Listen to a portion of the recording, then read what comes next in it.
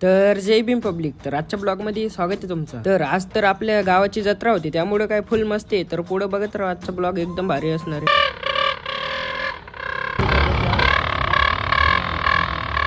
तर चला मग यांची काय मस्ती वगैरे काही थांबत नाही. तर तिथनं आलो आम्ही मेन जागेवर. तर जत्रेत आलो आणि यांची वेगळीच मस्ती चालू होती. जत्रेत तर लय गर्दी होती बघू शकता, आणि त्याच्यातच आमच्या मित्रांची काही येडचाली चालू होती.